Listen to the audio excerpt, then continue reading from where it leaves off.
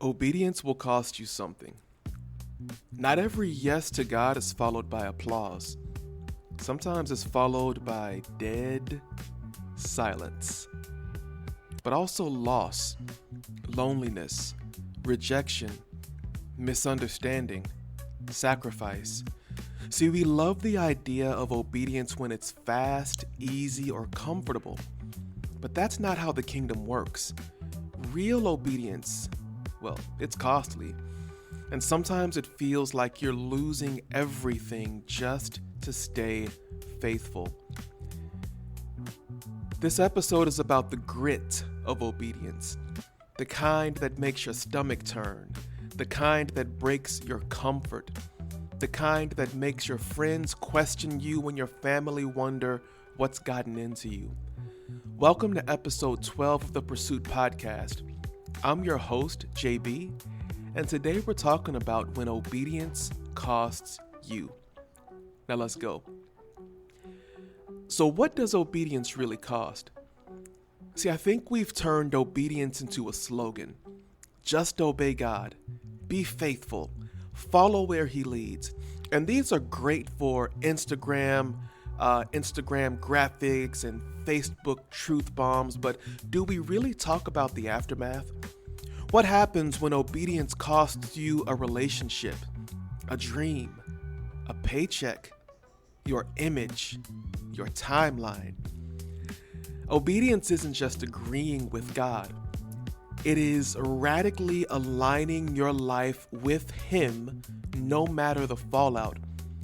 1 Samuel 15:22 says to obey is better than sacrifice. But obedience is sacrifice. But here's the difference. Sacrifice is often chosen. Obedience is required. Let's look at Matthew chapter 16, verses 24 and 25. Then Jesus said to His disciples, "Whoever wants to be my disciple must deny themselves and take up their cross and follow me. For whoever wants to save their life will lose it, but whoever loses their life for me will find it." See, following Jesus was never meant to be safe. He didn't call you to comfort. He called you to carry a cross. And the weight of that cross looks different for each of us. But make no mistake, you're not getting into this thing without it costing you something. So here are 3 real-life ways that obedience will cost you. I want to get practical with this because obedience, it will stretch us. Okay, it's going to make you clench your stomach. So here are 3 practical ways. It can cost you your reputation. When you obey God, you will lose favor with some people. And that fence that you were straddling, all of a sudden you find it completely removed and you have to make a choice to sit on one side or the other. People may not always understand why you're walking away from that relationship, or turning down that opportunity, or standing up for that conviction. But when it's clear that God is calling, then you don't need anybody else's permission to obey. It will also cost you your timing. Obedience will slow you down in a world obsessed with speed. People will race ahead while you sit in faith. But trust this, obedience will always outlast ambition. It's Proverbs 14:12 that says, "There is a way that appears to be right to a man, but in the end it will always lead to death." If you're going to be obedient, you are sacrificing what you think is right and when you think that right should happen for God's timing and for what God says is right. And that is uncomfortable. That is uncomfortable, and y'all, if you're going to be obedient, you got to throw your watch and your stopwatch and your clock out the door. As someone who is obsessed with time, as someone who in his head formulates timing and tries to get timing correct, obedience wrecks that. And in my walk with God, across all of my different permutations, time has been the one thing that God has had to completely and repeatedly check me on. When God first called me to ministry, when I was, 21 years old, I did not think that it would be long before I was pastoring a megachurch. Think about that. And now at 44 years old, there was a 20-year period, 22 years, 23 years actually, between when God called us to ministry and when we actually took the steps to begin pastoring a church. Timing. And in that time, some of my biggest frustration with God was that his timing wasn't matching up with what I thought the timing should have been. But again, look at that verse in Proverbs again. There is a way that appears to be right to a man, but in the end it leads to death. I can say honestly that I don't want my timing to cause me death. I would rather defer to God's timing and allow it to lead me into life. But the third practical thing that obedience is going to cost you is control. Obedience requires surrendering what you thought your life would look like. You lose your grip, and that's exactly where God can begin to shape something eternal. Now, I'm going to make y'all laugh. In my high school yearbook, I think there was a question, and I've never forgotten this. There was a question that says, where do you see yourself in 10 years? 10 years.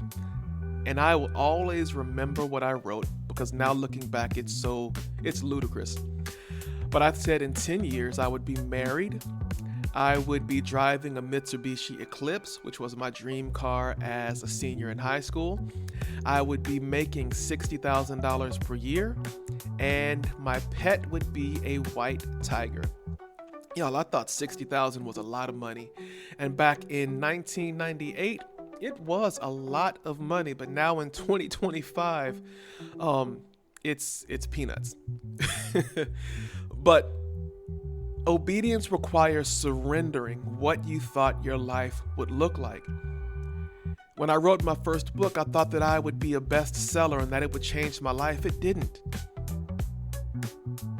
When I wrote my men's devotional, I thought that it would lead to getting it into the hands of men all over the world, and I didn't know. It didn't.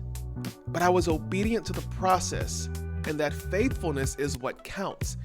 Relinquishing control. And I never thought that I was a control freak. Can I be honest? I always described myself as someone who takes life as it comes. But as I have continued to walk with God, the Spirit has revealed to me that I'm one of the biggest control freaks out there. I just hide it well. I never let people see when things irk me. My wife sees it, but generally people don't see it. But inside, the roiling conflict of me not being able to control what's happening, it rips me apart. Philippians 2:8 is a great example for us of what it means to take our hands off of the wheel and allow obedience to cause us to relinquish control. It says, "And being found in appearance as a man, he humbled himself by becoming obedient to death, even death on a cross." See, obedience killed Jesus. Literally. And if we're following him, why would we expect obedience to cost us anything less? Obedience is going to bring about the death of some things in our lives, and it will be painful. But let me say this clearly. Obedience may not improve your life immediately, but it will align your life eternally. That's good. But see, here's the payoff. Here's what you need to remember when you feel like the cost is too high, okay? Number one is that obedience never goes unseen. God doesn't ignore the sacrifices you make in silence. Every unseen yes builds a holy legacy. Matthew 6:4 says, "Your Father who sees what is done in secret will reward you publicly." Number 2, obedience always positions you for more. Hear me y'all, each act of obedience stretches your spiritual muscle. You become more of who you were born to be, less reactionary, more rooted, less driven by applause, more anchored in truth. And number 3, obedience brings intimacy. When you obey, even when it hurt, and it will often hurt, don't get it twisted, you get close to the heart of Christ because you are walking the same road that Christ walked. So here's a hard question for you.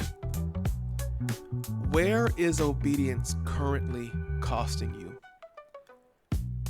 Are you being asked to let go of something or someone you love? Are you stuck in the tension between clarity and comfort? Are you ignoring the prompt because it might disappoint people? And honestly, if your obedience is not costing you anything, are you really being obedient right now? Ask yourself this: is your comfort worth compromising your calling?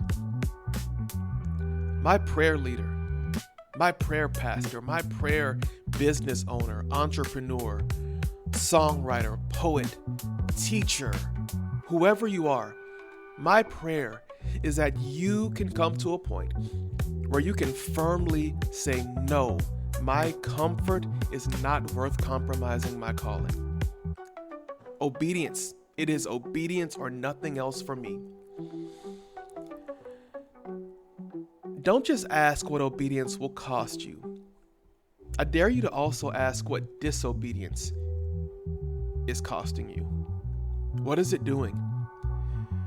Disobedience, it caused the children of Israel what should have been like a 14-day journey turned into a 40-year journey of traveling around and around and around the desert, and most of that original generation dying off, except for a few. I don't want my disobedience to cost me 40 years. I feel like it's already cost me so much.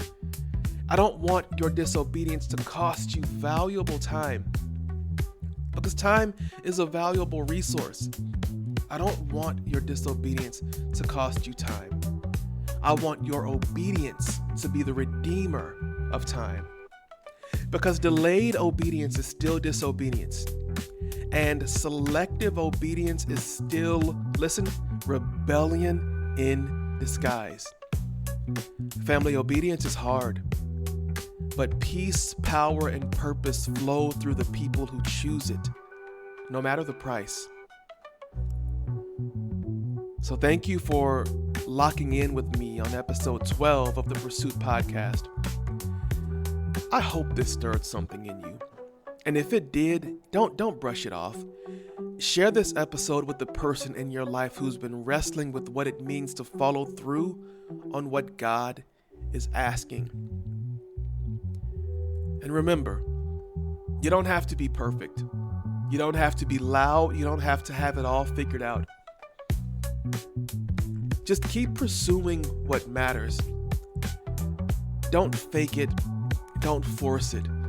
Just follow Jesus and keep becoming. I'll see you next time.